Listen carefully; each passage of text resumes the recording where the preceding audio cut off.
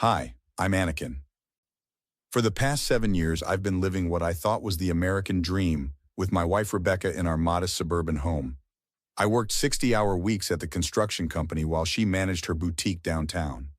At least that's what I believe she was doing. Anakin, we need to talk, Rebecca said one evening, sliding divorce papers across our kitchen table. Her platinum blonde hair was freshly styled and she wore the diamond earrings I'd saved for months to buy her last Christmas. I stared at the papers, my coffee mug suspended halfway to my lips. What is this, Beck? A joke? Does it look like I'm joking? She drummed her manicured nails against the tabletop. I've given this a lot of thought. We're different people now. I need more. More? More what? I've given you everything I have, I said, my voice cracking slightly. 7 years, Beck. 7 years, and this is how you tell me. She sighed, that condescending sigh I'd grown to recognize whenever she thought I was being dense. This isn't working for me anymore.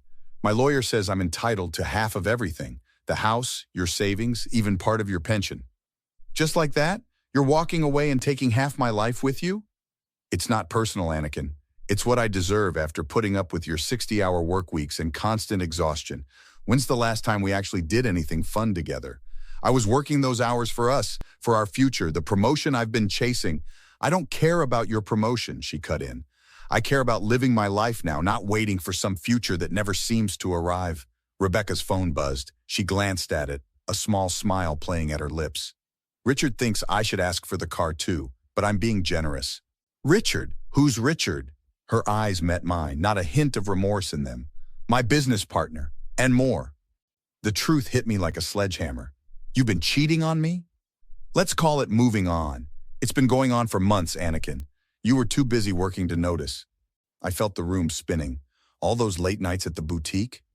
Some of them, she shrugged. Look, just sign the papers. Don't make this messier than it needs to be. How long? I demanded, my hands shaking. How long has this been going on? Does it matter? When I didn't respond, she sighed. 6 months, if you must know. Richard understands me. He values my time, my ambitions. And I didn't? Everything I've done has been for us. No, Anakin. Everything you've done has been for you and your need to prove yourself. I was just along for the ride. The next morning, I called my best friend Marcus.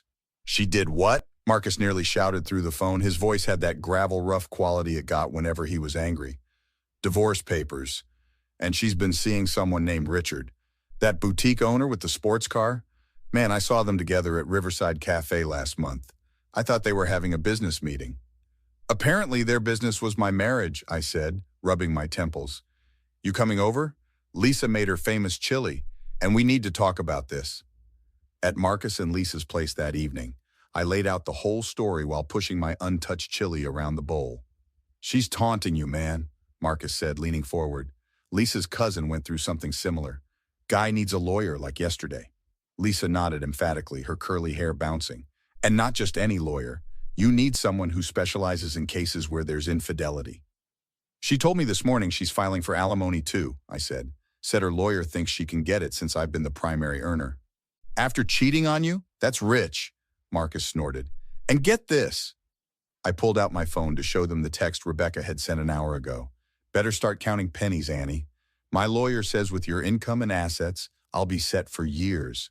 Thanks for working all those weekends, Lisa gasped. She's actually bragging about taking your money after cheating? That's when my phone rang. Unknown number, I muttered, answering it. Is this Anakin Mercer? A formal female voice asked. Speaking. This is Claire Walden from Greenfield Trust Management. I'm calling regarding your grandfather Joseph Mercer's estate. We need to meet as soon as possible. My grandfather left me something? I asked, pacing across Marcus's living room. But he died 3 years ago. Why am I just hearing about this now? Claire's voice remained professionally calm. The terms of the trust specified a waiting period. I'll explain everything tomorrow, 10 o'clock at our downtown office. After hanging up, I looked at Marcus and Lisa's expectant faces. My grandfather apparently left me something in a trust, I explained. I have a meeting tomorrow with the trust manager. Marcus raised an eyebrow. The timing's interesting. Probably just a coincidence, I said. Gramps wasn't wealthy. Maybe an old fishing rod or his collection of war medals. The next morning, I sat across from Claire Walden. a sharp-featured woman with intelligent eyes and a no-nonsense demeanor. "Your grandfather was quite strategic," she said, sliding a folder across her desk.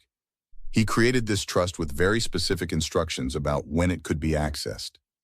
I flipped through the documents, my eyes widening. "This can't be right." "It is. Your grandfather sold his property development patents to Structura Inc. before his death. He placed all proceeds, approximately $4.70 million, in this trust for you." $4.7 million? I whispered, feeling lightheaded. "The trust has specific conditions," Claire continued, tapping a manicured finger against a highlighted paragraph. "It remains separate property, not marital assets, and can only be accessed after 7 years of marriage or in the event of divorce proceedings." "Why would he set it up that way?" Claire's expression softened slightly. "Your grandfather left a letter." She handed me an envelope with my name written in my grandfather's shaky handwriting. I read it aloud. "Anakin, if you're reading this, you've either been married 7 happy years or something's gone wrong. I've watched good men in our family lose everything to gold diggers. This trust is protected from divorce settlements. Use it wisely. Love, Gramps." "He knew," I whispered. "Somehow he knew." "Mr. Mercer, may I speak frankly?" Claire asked, folding her hands. "I've managed many trusts like this. Your grandfather created what we call a divorce contingency. The assets remain separate property. Your spouse cannot claim them." "Even if she knew about them?" "Even then," Claire confirmed. "The language is explicit and legally binding. I've seen many cases like yours, Mr. Mercer. People show their true colors when money is involved." "Did my grandfather ever mention why he suspected—" I couldn't finish the question. Claire hesitated. "He expressed concerns about your wife's spending habits and questions she asked about his estate shortly after your wedding. He told me he hoped he was wrong." I called Marcus immediately after leaving Claire's office. $4 million? Marcus repeated, his voice rising an octave. "And Rebecca can't touch it?" "Not a penny," I confirmed, a strange calm settling over me. "But she doesn't know about it. Nobody did except Gramps and the trust managers." "What are you going to do?" "I need to talk to my sister. She might have known something." My sister Jenny met me at a coffee shop near her workplace, her expression guarded. "Did you know about Gramps' trust?" I asked after we got our drinks. Jenny stirred her latte, avoiding my eyes. "I knew he was planning something. He asked me a lot of questions about Rebecca after your wedding." "What kind of questions?" "If she ever talked about your money, if she seemed interested in what you owned." Jenny sighed. "I told him about the time she asked me if our family had any inheritances coming. It bothered him." "Why didn't you tell me? Would you have listened? You were head over heels for her." Jenny reached across the table, squeezing my hand. "Gramps made me promise not to say anything. Said sometimes men need to learn lessons the hard way, but he'd make sure you were protected." "Rebecca's going to be blindsided when this comes out in court," I said. Jenny's eyes flashed. "Good. After what she's doing to you, let her get exactly what she deserves." 2 weeks later, I sat beside my lawyer, Thomas Reed, in the county courthouse. Rebecca and her attorney, a slick-haired man named Philip Donovan, sat across from us. Richard sat directly behind them, his arm casually draped across the back of Rebecca's chair. "All parties are present for the Mercer divorce proceedings," announced Judge Holloway, a stern-faced woman with reading glasses perched on her nose. "I understand we're here to finalize property division and potential alimony." Attorney Donovan stood, adjusting his expensive tie. "Your Honor, this is straightforward. Mrs. Mercer is entitled to equitable distribution of marital assets, including the family home valued at $320,000, savings of approximately $175,000, and Mr. Mercer's pension benefits. Additionally, we're seeking alimony of $3,000 monthly for 5 years. Rebecca smirked at me from across the room. My lawyer stood. "Your Honor, before proceeding with asset division, we need to address recently discovered separate property belonging exclusively to my client." Rebecca leaned forward, whispering loudly to her attorney. "What's he talking about? Anakin doesn't have anything I don't know about." Judge Holloway gestured for Thomas to continue. "Please explain, Counselor." "Your Honor, we've submitted documentation regarding a trust established by Joseph Mercer, my client's grandfather. The trust explicitly states that all assets within it remain separate property and are not subject to marital distribution." Rebecca's attorney scoffed. "Your Honor, this is clearly a last-minute attempt to hide assets. Mrs. Mercer was never informed of any trust." "Because it wasn't relevant until now," Thomas replied calmly. The trust had specific timing conditions. Judge Holloway reviewed the documents. The paperwork appears in order. This trust was established 3 years ago, well before divorce proceedings began. Rebecca stood abruptly. This is ridiculous, Anakin. What are you trying to pull? Mrs. Mercer, please be seated, Judge Holloway warned. No, I want to know what he's hiding. Rebecca's voice rose. We shared everything, I finally spoke. Did we, Beck? Like you shared your relationship with Richard? Richard shifted uncomfortably as heads turned toward him. That's different, Rebecca hissed. Your Honor, Thomas interjected, we have the trust administrator present to verify all documentation. Claire Walden was called forward, her testimony precise and professional as she explained the trust's terms. So this trust, Judge Holloway clarified, was explicitly created to remain separate property regardless of marital status. Yes, Your Honor, Claire confirmed. Mr. Joseph Mercer was very specific about protecting these assets from divorce proceedings. Rebecca's face had gone from confident to confused to furious. You knew about this? All this time? No, I said quietly. I found out after you served me divorce papers. Seems Gramps was a better judge of character than I was. This is a trick, Rebecca insisted, turning to her lawyer. Do something. Attorney Donovan looked uncomfortable. Your Honor, we request time to examine these documents. You'll have your opportunity, Judge Holloway said. Now, regarding the value of this separate property trust, the court recognizes the Joseph Mercer Trust, valued at approximately $4.7 million, as separate property belonging solely to Anakin Mercer, Judge Holloway declared, her voice echoing through the suddenly silent courtroom. Rebecca's face went pale. $4.7 million? Her attorney looked equally stunned. Your Honor, given this new information, we would like to reconsider our position on the divorce settlement. I bet you would, Marcus muttered from the gallery behind me. Judge Holloway peered over her reading glasses. Mr. Donovan, are you suggesting your client wishes to withdraw the divorce petition? Before her lawyer could answer, Rebecca stood. No, I just think we should discuss the terms again. Anakin and I were married for 7 years. Surely I'm entitled to... You're entitled to exactly what the law provides, Judge Holloway interrupted, which, in the case of this trust, is nothing. The court will proceed with division of actual marital assets. Your Honor, Rebecca's attorney tried again. Perhaps we could recess to allow the parties to discuss... Counselor, Judge Holloway cut him off sharply. Are you suggesting your client filed for divorce without full knowledge of potential consequences? That seems like an oversight on your part. No, Your Honor, but then we will proceed as scheduled. The rest of the hearing passed in a blur. The judge divided our modest marital assets, awarding Rebecca half of our savings and a portion of the equity in our home. The alimony request was denied, given Rebecca's income and the circumstances of our separation. As we exited the courtroom, Rebecca cornered me in the hallway. You set me up, she accused, her voice shaking. You let me think you had nothing. I didn't know about the money until after you served me divorce papers, I replied calmly.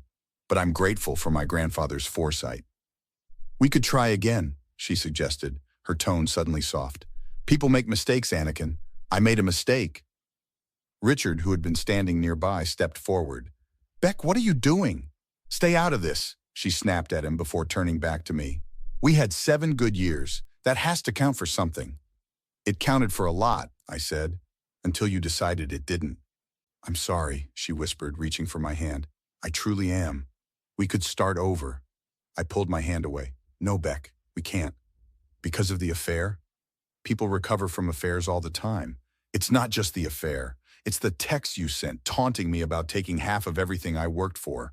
It's you laughing with your lawyer about how I'd be counting pennies.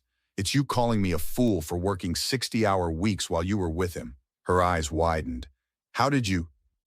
Your friend Melissa sent me screenshots. She didn't appreciate you mocking the pathetic working-class husband when her own husband works construction too. Rebecca's face crumpled. Anakin, please. Please what? Take you back now that you know I'm worth millions? That's not happening. You don't understand, she pleaded. Richard and I, it was just a fling. It didn't mean anything. So you destroyed our marriage for something that didn't mean anything. That makes it worse, not better. I made a terrible mistake, she insisted, tears welling in her eyes. I'll do anything to fix this. There's nothing to fix, Beck. It's over. Richard approached hesitantly. Rebecca, we should go. She whirled on him. This is your fault. You convinced me Anakin wasn't good enough. My fault? Richard looked stunned. You told me your marriage was already over. You said he was boring and— Shut up, she hissed. Thomas appeared at my side.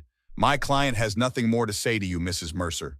That evening, Marcus, Jenny, and a few other friends gathered at my apartment. To Grandpa Joe, Marcus said, raising his glass, the man saw through Rebecca from day one. He was always a good judge of character, Jenny agreed. Remember how he used to say, watch what people do, not what they say? I nodded, feeling a weight lifting from my shoulders. I just wish I'd paid more attention. So what now? Lisa asked. You're a millionaire bachelor. The world's your oyster. First, I'm taking some time off. Maybe travel a bit. I looked around at the friends who'd stood by me. Then I'm starting that construction business I always talked about. Mercer Construction has a nice ring to it, Marcus grinned. You know, Jenny said thoughtfully. Gramps always said you had a good head for business. He told me once he was leaving you something that would help you build your own legacy, not just continue his.